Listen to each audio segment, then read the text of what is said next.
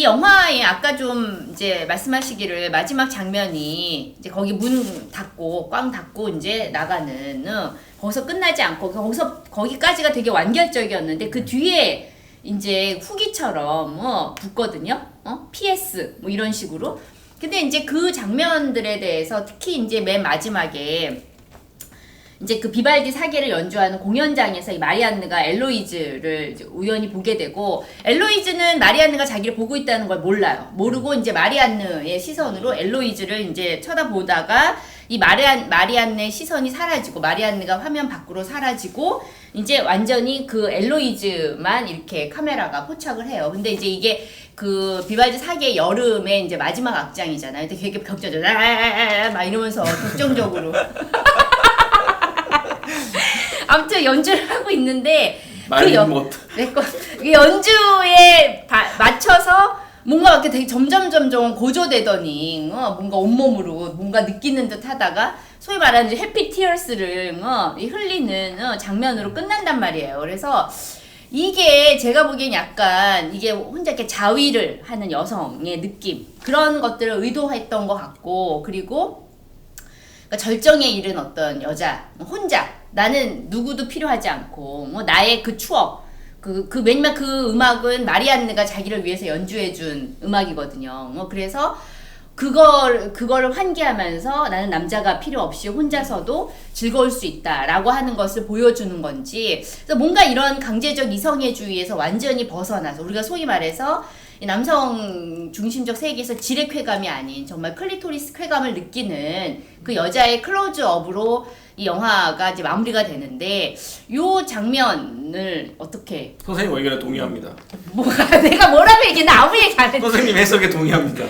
아니 기술적으로 할 말은 없는데 말씀해주신 내용에 동의하는데, 이제 저는 어떤 느낌이 들긴 들었냐면은, 그러니까 영화에 오히려 완결성을 조금 깨트리는 약간 좀 완전하지 않은 수미상관이었다라는 느낌이 드는 게, 그러니까 제가 이제 그 다음 장면들 생각에 문 닫고 꽝 나간 다음에 다시 원래 영화의 첫 시작이었던 그 마리안느의 화실에로 다시 돌아와서 제자들하고 마지막 또 이야기를 하고 그 다음 거기서도 한 번 더 가요. 그러니까 수미상관으로 끝날 수 있었는데 한 번 더 가는 게 이제 그 다음에 또 그 마리안느가 나중에 이제 전시회에서 그 엘로이즈의 그림을 보는 거. 초상화. 거기까지도 오케이. 거기까지만 갔어도, 그러니까 기억해라고 하는, 어떻게 보면 우리가 어떤 우리의 사랑이라고 하는 것 자체, 추억이라고 하는 것 자체가 동영상으로 남을 수 있는 유일한 방법은 기억하는 거다라고 하는 거를 엘로이즈가 실제로 자기의 그림 안에 들어가 있는 초상화에 28이라고 하는 그 페이지 숫자를 통해서 우리의 추억이 여전히 지속되고 있다라는 걸 알려주는 것까지도 오케이. 근데 거기서 한 번 또 간단 말이죠, 이 영화가. 그래서 뭔가 자꾸 어떤 관객들에게 여기까지도 뭔가 부족한데?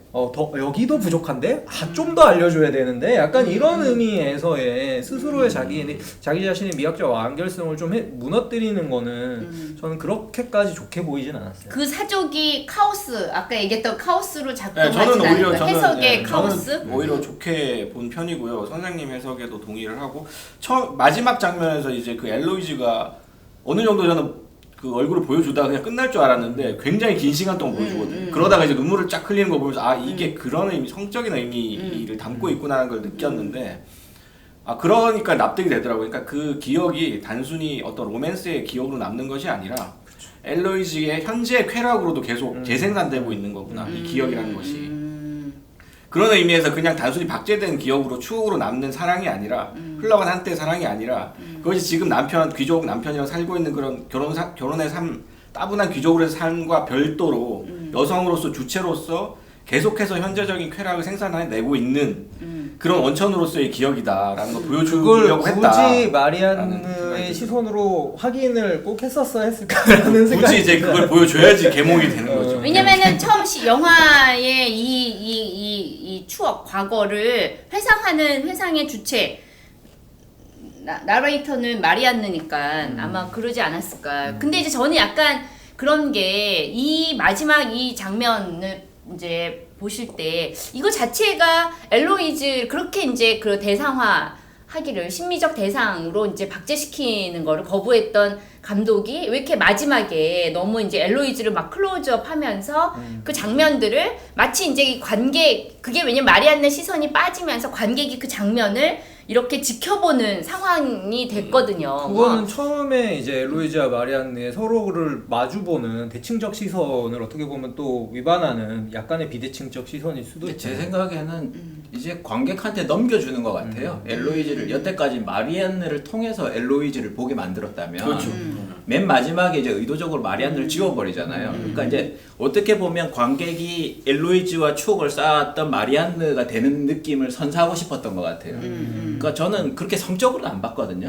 그 장면을. 대신에 이제 그런 느낌적 느낌은 있잖아요. 그 하필 그 비발디의 사기가 나오면서 그녀가 막 흥분하면서 눈물을 흘릴 때 저는 마리안네가 쫙 떠오르면서 그러니까 아마 대부분의 관객들이 그런 걸 느끼지 않았을까 싶어요. 그러니까 어떻게 보면 시적 선택을 관객한테 넘겨준 그런 씬이었다는 생각이 들어요. 근데 다만 저는 그게 아까 얘기했는데 이 영화는 제가 볼 때 마침표를 찍을 순간이 3번 있었는데 하나가 저는 돌아봐에서 마침표 찍을 수 있다고 그렇죠. 봤어요. 그렇긴 하죠. 두 번째 28페이지에서 마침표 찍을 수 맞아요. 있다고 봤는데 저는 역순으로 완성도가 높아졌을 거라고 생각해요.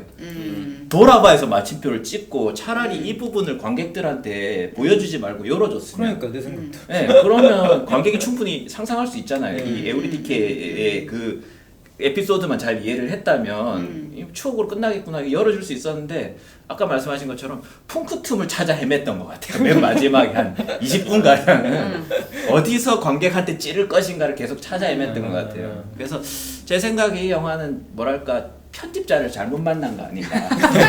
편집자가 남자 아니었어? 예, 편집자가 지적해줘야 되거든요. 요거는 잘라냅시다 이렇게 얘기를 해야 되는데 안 그랬던 것 같아요. 그렇군요.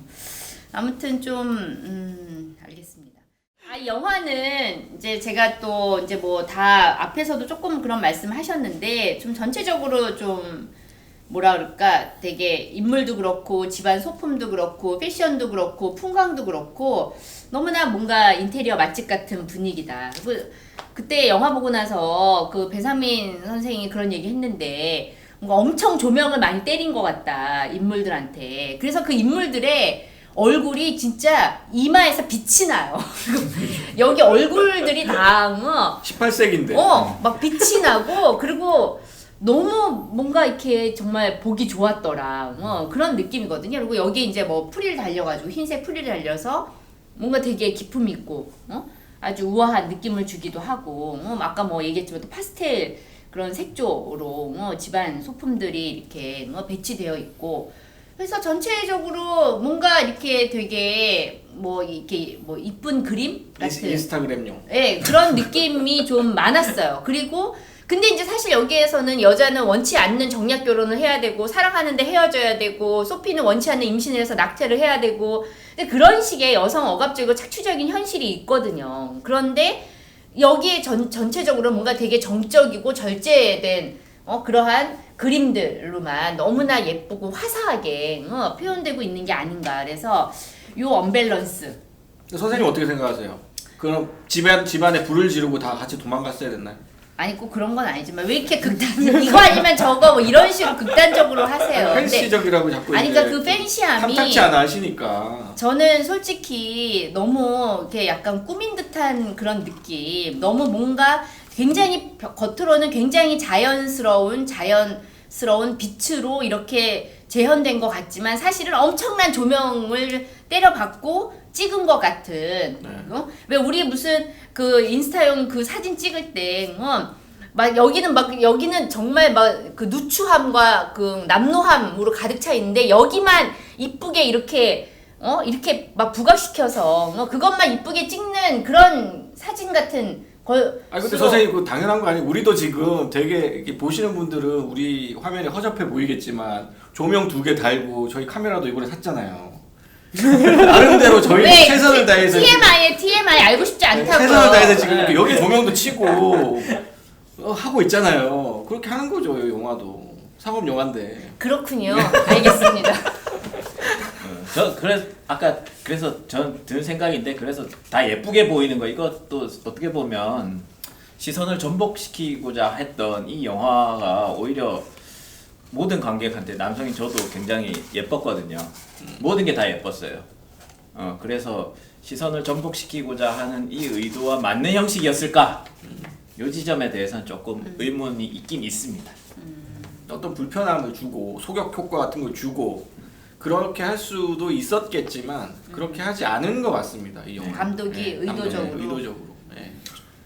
그 소피도 그렇고, 그러니까 이거는 이제 어떻게 보면은 그 당시 뭐 한예에 대한 선입견일 수도 있겠지만, 어쨌거나 집안 잡일을 하고 이것저것 막 가사 운동을 하다 보면은 당연히 꼬질꼬질해질 거고 여기저기 더러워질 거고, 사실 18세기 위생이라고 하는 걸 우리가 생각하면 사실 특히 끔찍한 프랑스 영역이잖아요. 엄청나죠 위생. 그 낙태하는 장면만 하더라도 사실은 그게 절대로 그렇게 안전할 수 없을 거고, 어떻게 보면 정말 목숨을 건 것일 거고.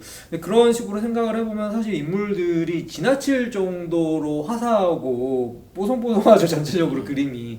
그런 의미에서는 부조화하다라는 점을 이해할 수도 있겠지만, 다른 한편에서는 저는 이 영화의 어디까지나 주제의식이 계속해서 이야기해왔던 추억, 기억, 그리고 기억하는 기 위한 어떤 조건들 같은 것에 대한 이야기였기 때문에, 우리의 기억과 추억이라는 건 어차피 기본적으로는 미화되기 마련이고, 어떤 의미에서는 좋았던 장면들, 더 인상 깊은 것들을 향해서 또 움직이기 마련이잖아요. 그러니까 그런 차원에서는 어쩔 수 없는 또 주제의식과의 연결성이 있었다고 생각을 하고, 저는 이 영화의 또 그 여성 관객들을 끌어당기는 굉장한 인기 요인 중에 하나는 두 여배우의 어쨌거나 화사한 모습.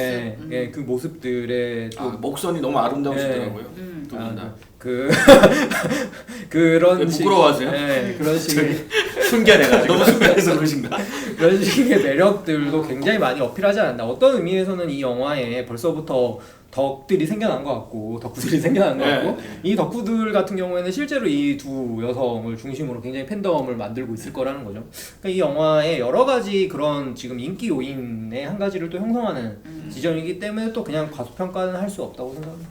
저는 과소평가를 한 게 아니라, 그게 이제 너무 어떤 실제 여성의 그런 비참했던 그런 현실을 좀 너무 가리는 게 아닌가라는 그런 느낌이 들었다는 거죠. 네. 아무튼 알겠습니다. 그러면 이상으로 영화 타오르는 여인의 초상의 리뷰를 마치도록 하겠습니다. 저희는 다음 시간에 더 좋은 텍스트로 다시 찾아뵙도록 하겠습니다. 더 좋은 게 있을까요? 아무튼 하겠습니다. 네. 안녕히 감사합니다.